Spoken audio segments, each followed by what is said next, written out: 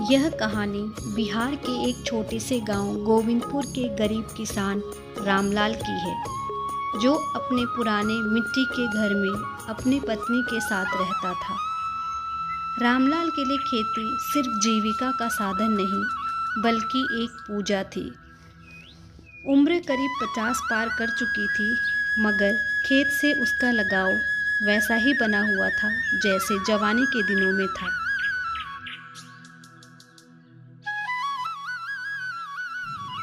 अजी, सुनते हो? आजकल गांव के सारे लोग ट्रैक्टर खरीद रहे हैं।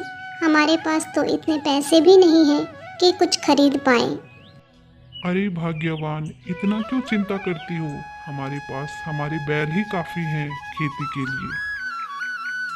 रामलाल के पास जमीन का एक छोटा टुकड़ा था, जिसमें वह हर साल गेहूं, चना और कभी-कभी धान बोया करता था। वह अपने पुराने लकड़ी के हल और बैलों के सहारे जमीन जोतता था, मिट्टी छूकर देखता था और बीज हाथों से डालता और हवाओं से बातें करता था। मगर अब वक्त बदल रहा था। आज का दौर ट्रैक्टर, हार्वेस्टर और ड्रोन का था। बड़े किसान और नौजवान अब मोबाइल ऐप से खेत जोतते थे।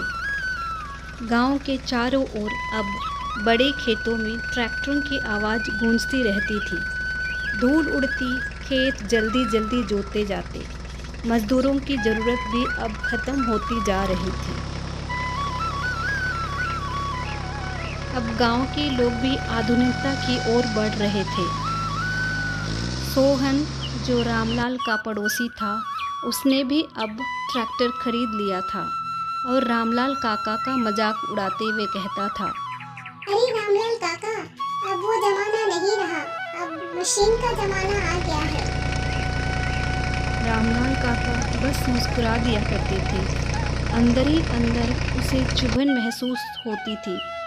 ना उसके पास पैसे थे, ना बैंक से कर्ज लेने की हिम्मत, ट्रैक्टर तो दूर की बात। रामलाल का बेटा पवन अपनी पत्नी और बच्चों के साथ शहर में रहता था। उसने कई बार कहा था, बाबा, वो ज़माना गया जब लोग हाथ से खेती करते थे। आप सब बेच दो और मेरे पास आ जाओ। लेकिन रामलाल हर बार शहर जाने के लिए मना कर देता था कि रामलाल की जान गांव की मिट्टी में बसती थी। एक साल बारिश समय पर नहीं हुई, खेत सूखे रह गए। सरकारी सहायता की बात आई, मगर जिस किसान के पास मोबाइल नहीं, कागज पूरे नहीं, वो किस लाइन में खड़ा हो? रामलाल तहसील के चक्कर लगाता रहा, मगर कुछ हाथ नहीं आया। बेचारा रामलाल बहुत परेशान हो गया। एक दिन उसके बैल को सांप ने काट लिया, जिससे बैल की जान चली गई। उस दिन पहली बार रामलाल टूट गया। अब क्या करूं? एक ही बैल से कैसे जोतूं खेत? बैल की मौत उसके लिए सिर्फ जानवर की मौत नहीं थी, वह जैसे एक साथी खो चुका था। दुखी और हताश मन से अपने घर गया। एक दिन गांव में सरकारी अधिकारी आए। एक योजना के तहत ट्रैक्टर किराए पर देने की बात हुई। रामलाल ने भी हिम्मत जुटाकर नाम लिखवाया। अब रामलाल के घर में भी एक नया ट्रैक्टर आ गया। जब ट्रैक्टर आया तो पहली बार उसके खेत में ट्रैक्टर से हल जोते, लेकिन काम के बाद उसका चेहरा उदास था। मशीन ने मिट्टी को काट दिया, महसूस ही नहीं किया। वो समय बहुत याद आया जब वो बैलों से हल जोतता था। हल्की सी ठंडी हवा, मिट्टी की सोंधी खुशबू आती थी। वह मिट्टी को पहचानता था। उस रात वह नींद में बड़बड़ाया, मशीन से खेत जोत तो लेंगे, मगर क्या वो फसल से बात भी करेगी? उधर गांव के स्कूल में एक नई मास्टरनी आई, सरिता मैडम, जो बच्चों को आधुनिकता के साथ साथ परंपरा की भी शिक्षा देती थी। सरिता मैडम गांव के बच्चों से बहुत प्यार करती थी। वह बच्चों को खेत में घुमाने के लिए ले जाया करती थी। एक दिन सरिता मैडम रामलाल के खेत से गुजर रही थी। उसने रामलाल से कहा, काका, आप मशीन क्यों नहीं ले लेते? रामलाल काका बोले, मशीन से खेत जोत सकता हूँ पर आत्मा नहीं।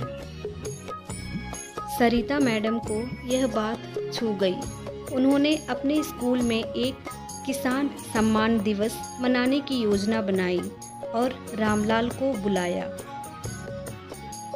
रामलाल को पारंपरिक तरीके से खेती करने के लिए स्कूल में सम्मानित किया गया।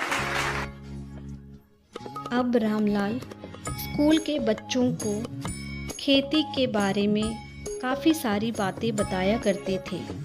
उन्हें विभिन्न प्रकार के गाय बैलों के बारे में बताते थे और साथ में पारंपरिक तरीके से खेती कैसे की जाती है उसके बारे में भी बताते थे। जहां रामलाल अकेला पड़ गया था, अब वहीं स्कूल के सारे बच्चे उनका परिवार बन गए थे। अब गांव के लोग आधुनिक और पारंपरिक तकनीक दोनों को मिलाकर खेती करने लगे, जिससे उनके खेतों में पहले से 20 गुना ज़्यादा अच्छी पैदावार होने लगी। अब गांव में जाकर बच्चे भी पारंपरिक तकनीक की शिक्षा लेते थे। बच्चों, यह कहानी हमें यह बताती है कि तकनीक कभी परंपरा के दुश्मन नहीं होती, अगर हम दोनों को साथ लेकर चलें। किसानों की आत्मा मिट्टी से जुड़ी होती है। अगर नई पीढ़ी उसे समझे तो खेतों में सिर्फ फसल नहीं, भावना भी उगेगी।